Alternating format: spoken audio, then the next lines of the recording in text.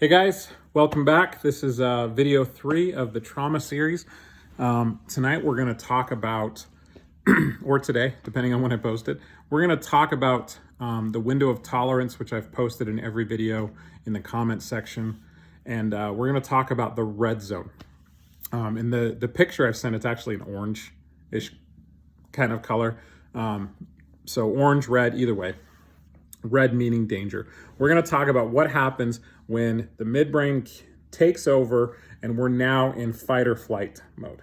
So the very first thing that happens when we kick into fight or flight mode is our body just starts dumping adrenaline and cortisol into our system.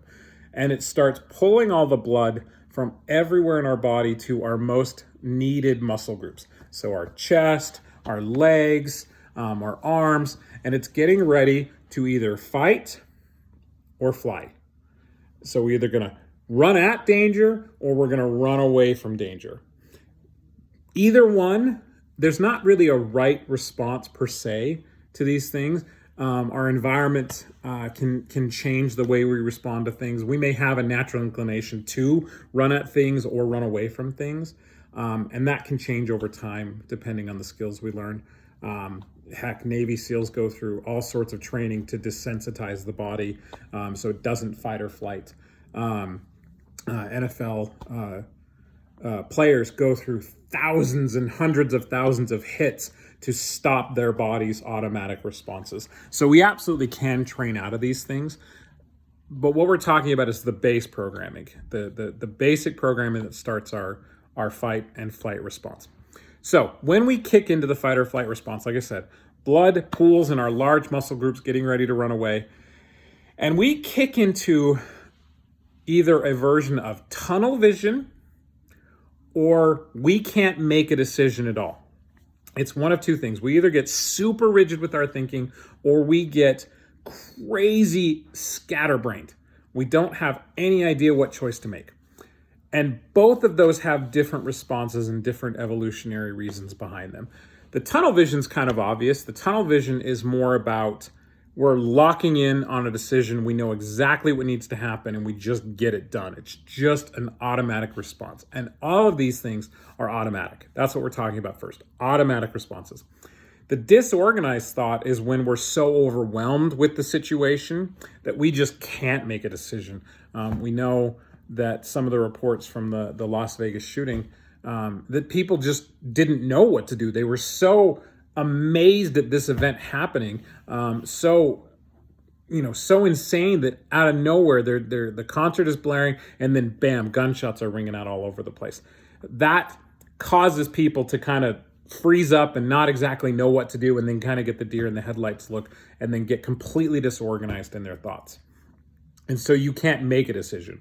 And that's why some people have to, push people down and pull people over or run at people to attack them, those kind of things. So I'm not saying which one is the right response or the wrong response. That's not what this is about. This is really about understanding that your brain has some automatic things that it's going to do the moment that a traumatic event or a dangerous event is identified. So that smoke alarm goes off and bam, we're in that mode to start taking care of the problem. And that's either escaping or running at the problem. Here's the other problem with the red zone. And this is where a lot of people get frustrated. The final factor of the red zone is no new learning can take place. And I don't necessarily agree with that statement. That's what the research tells us. What I think happens is we get to our survival instincts of what we need to do to stay alive. And so it's not a time to learn, it's a time to act.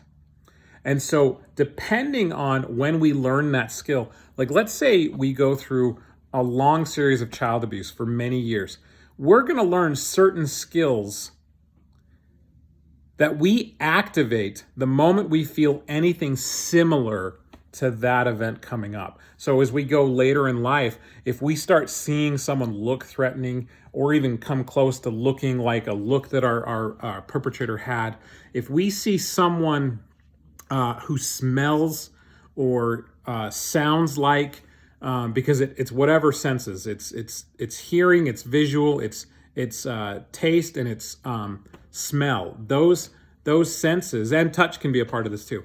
those senses can kick off this trauma response. And then what happens is we go into that tunnel vision or that chaotic, I can't make any decision response because I kick back to the skill set of when I had that very first trauma. And that's a really interesting thing. And this is why a lot of people judge themselves harshly when they go through a trauma event, because they tell themselves, I don't know why I acted that way. I don't know why I got angry and acted out on someone else, or I don't know why I froze up and couldn't make a decision. It's because you're not just experiencing the trauma of that moment. You're experiencing the trauma of all the moments that are similar to that. Because a part of this brain, the midbrain, is that it doesn't think in contextual time. Or excuse me, it doesn't think in linear time. It thinks in contextual time. In other words, it pairs events in life by the feeling states and the events that happen.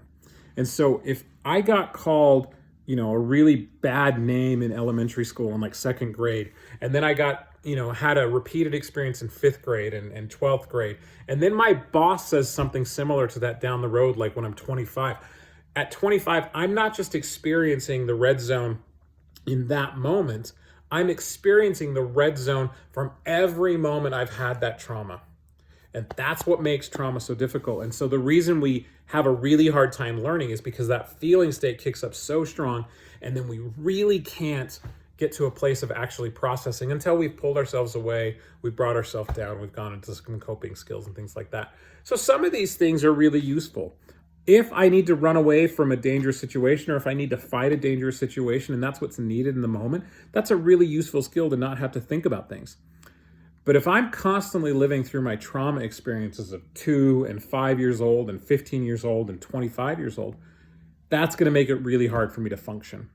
And that's one of the reasons that it's really hard for people to actually engage their trauma properly, because they're not just experiencing the trauma of the now, they're experiencing every time their bodies felt similar to that through all the 5 senses. So red zone, super important, automatic, cannot just stop it without lots and lots of training. And ultimately, we can do a lot of good around understanding that our body's getting ready to fight or flight. So if we can start paying attention to that, those signals, we actually can gain more control over our body really quickly and get away from it being a trauma or a traumatic event for us. So hopefully this helps tonight.